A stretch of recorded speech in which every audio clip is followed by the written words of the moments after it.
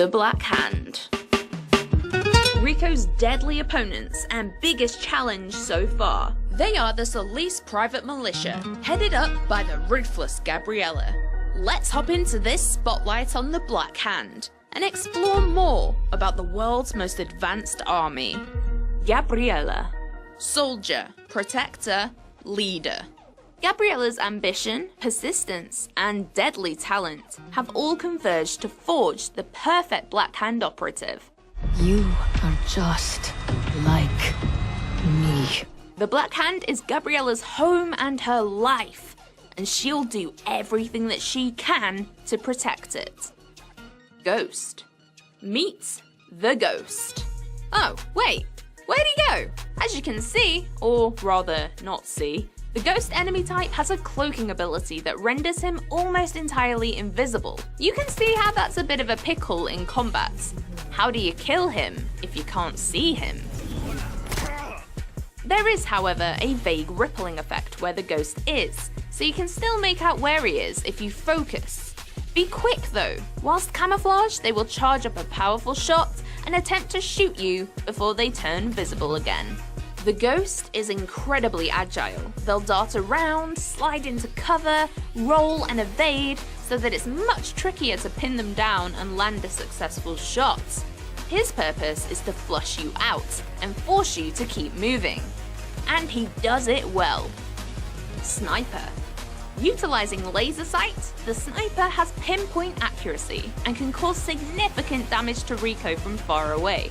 You'll instantly know when snipers are targeting Rico because a red laser will follow him around relentlessly. Tactically, if you whip into your wingsuit, they will have a much harder time tracking your movements. Titan. Titan by name, Titan by nature. Titans do not have weak points and can take a lot of damage thanks to their incredibly resilient armor. I fired 3 consecutive rockets right at him, and he still gets right back up.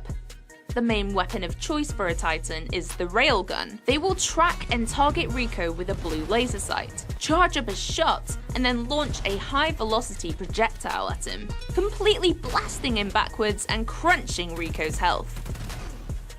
If your escape plan is to evade into the skies with your trusty parachute and wingsuit, think again.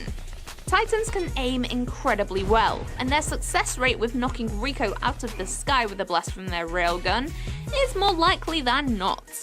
Additionally, they have the ability to charge up a much more powerful red shot that will leave you teetering on the edge of life and death. If they manage to blast you into the path of enemies, you're a goner. If all that wasn't enough to deal with, when initializing combat, the Titan can also launch a protective drone. Talk about a double threat! Grenadier. Operating in the range between privates and snipers, the Grenadier will fire a grenade launcher multiple times towards you. The grenades don't explode upon impact, but have a couple of seconds delay before the blast, allowing for a little bit of time for you to escape before you feel the wrath of the grenades. He's also covered for when you get near him, as he'll switch to a submachine gun for close range combat. Finally, if and when you do manage to take the Grenadier down, for one last chance at taking you out, they'll drop multiple grenades that explode at once. Even after death, they're still coming for you. Super Elite.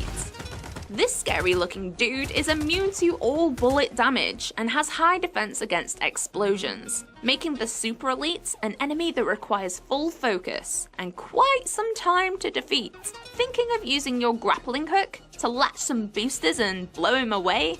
Well, think again. Super Elites are also exempt from grappling hook attacks. Told you he's scary. Riot Shielder. The Shielder is a predominantly defensive enemy that carries a large riot shield and is equipped with an SMG. Entirely unique to Just Cause, this foe can raise a shield in all angles, rather than only being able to block straight on. They do this to deliberately block wherever Rico is. For example, they'll lift it above their heads when Rico is airborne. Think of them like a tortoise, hiding in their shell. Well, a tortoise that can also shoot at you quite a lot. RPG units. The RPG unit was also in Just Cause 3 and has had improvements to make his behaviour more coherent in Just Cause 4. This enemy targets Rico with a green laser to differentiate from the red snipers. You can also telegraph his position after he's fired a rocket, as a smoke trail lingers behind from his location to yours. Even if the rocket itself doesn't hit you, the explosion makes a large damage radius. So whenever you see that green laser, try to grapple or wingsuit out of its path real quickly. Machine Gunner. As we've seen in previous trailers, the secondary fire on this weapon allows him to deploy a stationary shield, crouching to cover behind it. This transforms him into a small target with high damage output.